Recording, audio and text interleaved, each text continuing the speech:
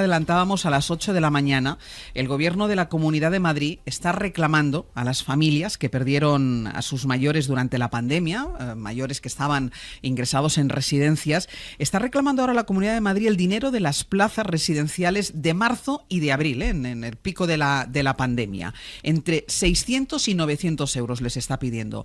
Una de las personas que ha recibido una de estas cartas de la Comunidad de Madrid es María de Álvaro. María, ¿qué tal? Muy buenos días. Hola Ángeles, buenos días. ¿Qué tal, María? Cuéntanos primero, ¿cuándo recibiste la carta? Pues yo recibo la carta por correo postal certificada el pasado día 11 de marzo. Por correo postal certificado. ¿Y la carta qué dice? Sí, y la carta se dirige a mí como heredera de mi padre para reclamarme el pago de las cuotas de la residencia en la que estaba ingresado del mes de marzo del 2020 hasta el mismo día que se murió, el 5 de abril.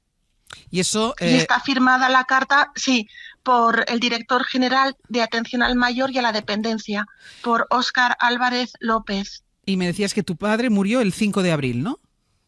Sí, mi padre se murió el día 5 de abril, allí en la residencia. Él estaba ingresado en la residencia de mayores del Ensanche de Vallecas, en Madrid. Sí, Reci- llevaba allí ingresado desde el 1 de octubre. y murió sin recibir atención hospitalaria. Así es, así es. Murió, pues igual, como todos sabemos, ¿no? Sin recibir ningún tipo de atención sanitaria ni por supuesto, una derivación al hospital. Uh-huh. Mm. ¿Qué pensaste o qué reacción tuviste cuando recibiste esta carta? Pues mira, esa misma tarde, Ángels, bueno, mi primera reacción fue la de tirar la carta a la basura y la de decir, bueno, esto no me puede estar pasando a mí. O sea, que este señor, que este director al mayor me escriba 4 años después, que es la noticia que no hemos tenido más noticias hasta ahora, ¿no? Para reclamarme 674 euros con 28 por la cuota de marzo y abril, pues la primera reacción fue esa, decir, ni esto no, esto tiene que ir a la basura porque no puedo darle crédito. Y cuando lo pensé después fue no quedarme impasible, no, era la necesidad, a la noche pensé, ¿cómo no voy a hacer nada, no? La necesidad visceral de no quedarme impasible.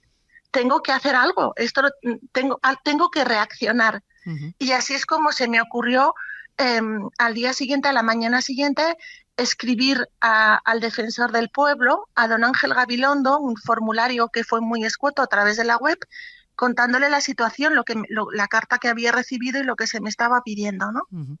Eso fue, bueno, una carta que aún está en curso, de la que no tengo más datos, aún no se han puesto en contacto conmigo. Uh-huh.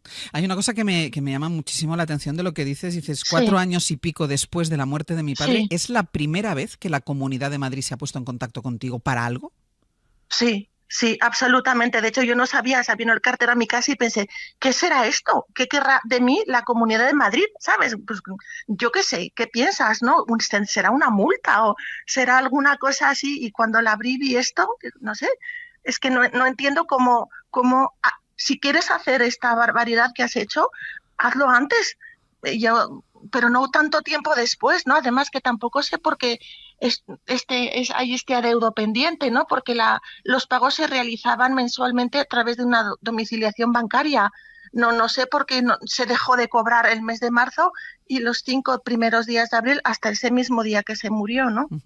Así que... Decía yo, María, que tu padre fue una de las personas que murió sin recibir asistencia hospitalaria en ese inicio de pandemia. Recordemos que el confinamiento es del 14 de marzo.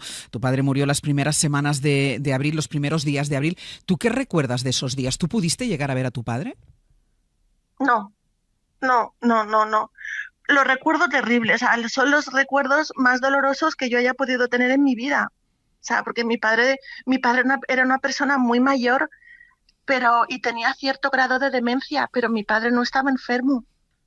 Y lo recuerdo con, pues terrible, desolador. desolador. Desde el día 8, recuerdo, tú has dicho la fecha del 14, yo recuerdo el día 8 que fue domingo la manifestación feminista, tal, Sí. y el lunes ya se paraliza, ¿no? Se nos dice que no se vayan a las residencias porque no se puede acceder, y yo me acuerdo que los primeros días sí que podía contactar con él, le decía, papi, que es que hay una gripe, que es que le contaba que hoy no voy a poder ir a verte, yo iba todas las mañanas a verle, y le decía, papi, es que hay una gripe, no te lo vas a creer, es como una peste muy grande, pero es una gripe que se pasa ya. Y claro, él no sé si entendía, no entendía hasta que dejó de ponerse al teléfono porque ya no se lo pasaba en el teléfono fijo de la sala en la que les tenían Ujú. sentados. Mm. Y hasta que me dejaron de dar noticias, hasta que me dejaron de coger el teléfono y hasta que ese mismo día, 5 de abril, a la 1 de la tarde, me llamaron para decirme de la propia residencia que si autorizaba a darle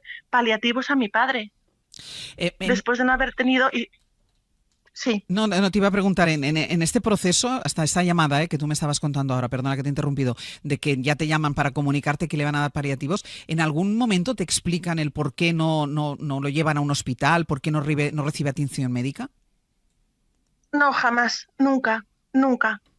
Nunca me cuentan, yo les pediría, pero por favor contadme, ¿qué está pasando? Están muy malitos, pero ha llegado el virus a la residencia, ¿cuántas personas hay malitas? ¿Qué estáis haciendo? Nada, nunca. Si es que apenas se ponían, ni ninguna persona auxiliar, o sea, yo solamente llamaba cuando me cogían a una recepción, por favor, ¿me podéis pasar a la sala donde tienen a mi padre? Bueno, a veces, las veces que tenía más suerte, se ponía mi padre directamente ya a hablar conmigo, no había ningún intermediario.